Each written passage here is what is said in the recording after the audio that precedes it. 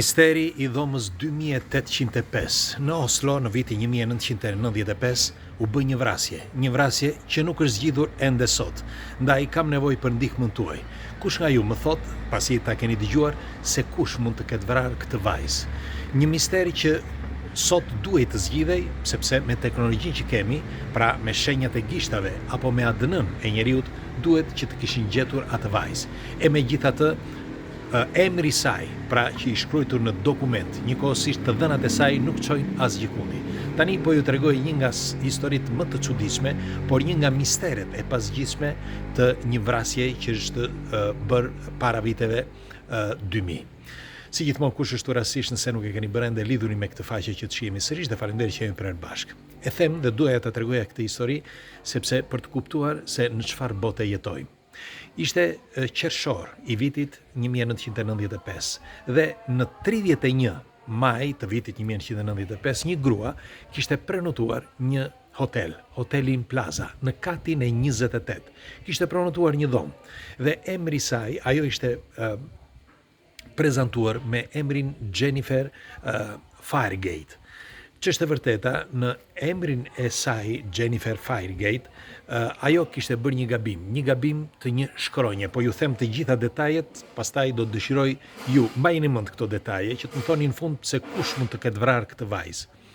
Tregohet që ishte një vajzë e zgjuar, një vajzë elegante, jo shumë e bukur, por ishte tërheqëse, ishte shumë tërheqëse. Dhe ishte dhe e zonja, ishte me pak fjalë, pra nuk është se fliste shumë, ajo kur shkoi në hotelin Plaza, pra në Oslo, ajo vetëm u fut në dhomën e saj, por mungoi 20 orë, pra nga dhoma e saj, ajo mungoi 20 orë. Ka nga ta që pretendojnë që ajo ka shkuar për të marrë informacione, disa mendojnë që mund të ketë takuar dikë. Megjithatë, unë do t'ju tregoj tani se si e kanë gjetur këtë vajzë aty brenda. Vajza mund të jetë parafërsisht 20 maksimumi, 21 vjeçe. Ajo u gjet mbi në hotelin ku rrinte, pra në dhomën e hotelit, nga shërbimet, pra nga këta asistentët e hotelit, sepse ajo kishte 3 ditë që nuk pagonte dhe nuk kishte dalë. Pra 3 ditë ajo nuk kishte dalë. Në fakt, ata shkuan që të pastronin dhomat, por kishte diçka. Tek dera ishte shkruar not disturb, pra mos më shqetësoni. Dhe e keni parasysh që kur është ajo mos më shqetësoni, askush nuk futet brenda, qoftë edhe për të pastruar. Dhe kishin kaluar 3 ditë, kështu që me fjalë kjo ishte dita e tretë dhe ata donin që të kuptonin se çfarë kishte ndodhur. Në fakt, njëri nga pastruesit shkoi dhe tha, për 3 ditë rreshta, i tha drejtorit, shikoi, tha, të varur tek dera e saj, ta mos shqetësoni. Por është mirë që të kontrollojnë. Dhe kështu bën. Drejtori së bashku me një asistentin e tij shkuan dhe hapën derën. Kur hapën derën, vurën re vajzën 20 vjeçare të vrarë mbi krevat. Ajo kishte pistoletën ende në dorë, por gishti i saj gjendej ende brenda dhe çudia ishte që ajo kishte një plumë në kokë. Por pasi hetuan vetë ata të hotelit, vurën re një plumë tjetër që kishte kaluar dhe kishte përshkuar krevatin. Aty nuk e kuptuan, aty për aty se përse bëhet fjalë, por çudia ishte që dera ishte e mbyllur, nuk ishte hapur, askush nuk ishte futur në atë derë, askush nuk ishte qelluar nga jashtë. Pra, problemi kryesor i hetimeve ishte që jashtë asaj dhome nuk kishte ndodhur asgjë nga jashtë, sepse edhe nga dritarja, nëse të ndodhte një gjë e tillë, ai ishte në katin e 28. Dhe çudia ishte që ai ishte hoteli më i lartë. Pra, nëse do të ishte edhe një sniper, do të kishte edhe një brim, por nuk ishte asgjë prej gjëje. Dhe tjetra, që duke u qelluar në kokë, qëllimi, me fjalë, ajo goditje ishte bërë nga më afër, nuk ishte bërë nga larg. Zakonisht, ata që hetojnë të shërbimeve sekrete, kuptojnë që nëse kjo goditje është bërë në sa metra është bërë, nga afër, në një distancë 1 metër, apo në distancë 5 metra, pra jashtë dome, apo në një distancë më e madhe, për shembull 1 kilometër apo më shumë. gjë që nuk I çoj asgjë kundi hetimet. Por ajo që është më e mistershme, ajo që ndodhi më vonë, sepse asgjë prej gjëje të identitetit të saj u zgjidh. Pikë së pari, emri I saj Jennifer Firegate nuk ekziston. Një emër I tillë nuk ekzistonte. Ajo kishte gabuar Firegate. Me një fjalë, kishte gabuar një shkronjë të vetme, por një shkronjë të vetme që kishte gabuar në momentin që kishte marrë dhomën, sepse nga këtu u kuptua që dokumenti I saj ishte falso. Por disa pretendonin që vinte nga Hungaria. Në fakt, ata u interesuan nëse kishte ndonjë udhëtim që vinte nga Hungaria, një avion apo një makinë, pra në dogan, por asgjë prej gjë. Pra ajo grua duke sikur ishte shfaqur nga hiçi dhe vdiq në hiç. Tjetra, që ishte më e rëndësishme, ishte një vajzë e re dhe shumë e përgatitur, të paktën nga ato çka kishin parë. Dhe ajo që ishte më mistershme ishte fakti që ajo kishte prenotuar edhe për një emër tjetër, një emër Joyce, që nuk ekzistonte. Ajo ndoshta thoshte që ishte me bashkëshortin e saj ose mirë me të fejuarin e saj, nuk kishte një emër të tillë. Dhe për më tepër nuk u paraqit asnjë mashkull në atë hotel bashkë me të. Ajo u paraqit vetëm. Dhe tjetra që është akoma më misterioze është fakti që gjatë atyre ditëve nuk pan asnjë mashkull që të ngjitej apo të zbriste nga ai hotel. Pra, kjo të kupton që kë do takonte, sepse nëse do takonte dikë do takonte. Dhe tjetra, nëse do takonte dikë, ky si mund ta vriste, si e vrau këtë. Dhe nëse do të ishte, sepse nuk ishte asnjë vrim, asnjë gjë, dera ishte mbyllur nga brenda dhe ishte mbyllur mirë. Nuk ishte hapur kurrë ajo derë. Për më tepër nga jashtë, siç u thash dhe më përpara, nuk ishte asnjë shenjë që të vinte nga jashtë. Dhe tjetra, ajo nëse do të ishte njëra që do të vriste vetveten, si është e mundur që ishin 2 pluma dhe jo 1? Dhe tjetra, nëse dikush do mendoj nga ju që një plumë ajo provoi fillimisht, pastaj vrau veten, dakord. Por kishte një detaj. Ajo kishte vetëm një palë këpucë dhe për më tepër shumë pak rroba. Dhe ajo detaji që gjeti policia ishte fakti që njëra nga pastruesit tha që ajo kishte parë 2 palë këpucë. Atëre, kush I mori këpucët e tjera? Dhe pse I mori? Por është një mister edhe tjetra.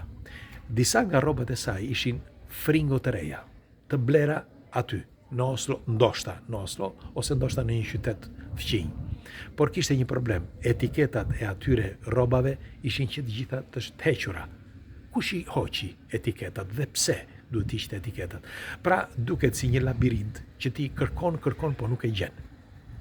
Sepse janë disa detaje të vogla për policin që mund të çojnë në zbulimin e një vrasjeje ose një vetvrasje. Pra janë disa detaje ku ata kapin. Aty nuk kishte as edhe një detaj. Dhe ajo që ishte më absurde ishte fakti që kjo grua, me kjo vajzë nuk ekziston.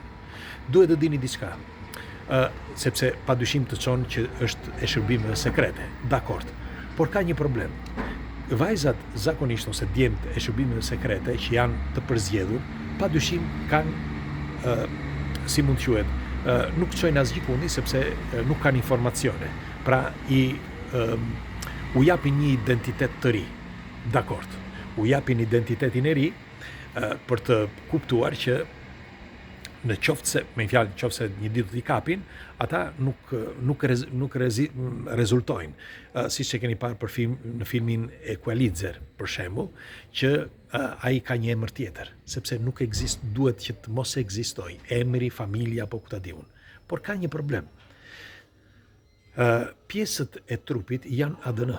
Dhe ADN-ja zakonisht kur bëhet kontrolli I ADN-s tani me teknologji që kemi, sepse më përpara bëhej, po jo si sot është akoma më e thjeshtë për ta gjetur, sepse në vitin 2022 e zbuluan varrin e saj dhe morën nga eshtrat e saj dhe nga flokët, ato që kishin mbetur, flokët, dhëmbët, eshtrat, morën disa kampion. Dhe asnjë nga këto kampion nuk çoi asgjë kundi, në asnjë vend. Pra në asnjë shtet, në asnjë vend, në asnjë familje, në asnjë vend. Dhe ky është një problem, sepse duhet të dini që në shërbime sekrete dikur, edhe sikur të zgjidhni disa fëmijë nga një familje, do gjendej pjesa tjetër e familjes ose të parafërt, 50% për shembull të ADN-së të kësaj vajze, por nuk shkoi as 1% as gjikundi. Sikur ajo vajzë të kishte lindur nga zeroja, ose sikur ajo vajzë të ketë lindur nga një familje që nuk i përket vendeve të zhvilluara, dhe prindrit e saj i kanë eliminuar dhe e kanë marrë këtë dhe e kanë përgatitur për të qenë një spiune. Dhe nga ai moment ajo është e vetmja e ADN-s së atij prindi dhe asaj nënës dhe babait. Por në qoftë se këta prindër vinin nga një rrugë tjetër gjenetike, nga familjarë të tjerë, si është e mundur që nuk janë gjetur të tjerë? Pikërisht sepse pretendohet që mund të jetë nga një familje ku nuk rezulton në database, nuk rezulton në asnjë vend. Pra sikur të jetë një vend ku rrisin vetëm këta, pra spiun, me pak fjalë. Megjithatë, pas studimeve që u bën dhe hetimeve në vitin 2022, nuk u zgjidh as edhe një gjë. Pra me teknologjinë që kemi, me teknologjinë avancuar, pra edhe me inteligjencën artificiale, me të gjitha, nuk rezultoi asnjë gjë. Ajo vajzë, siç t'ja u përmend edhe një herë, ishte në katin e 28 Hotel Plazës në Oslo dhe në stancën 2805. Dhe kjo Jennifer Firegate në datën 3 qershor, pra të vitit 1995, u fut në këtë hotel, në këtë dhomën e hotelit, ndoshta u fut një ditë më përpara. E vërteta është që ajo mungoi për 20 orë, por në datën 3 ajo u gjend e vdekur në krevatin e saj, me një plumb në kokë të një kalibri 9, pra të një revolveri që ajo kishte në dorë.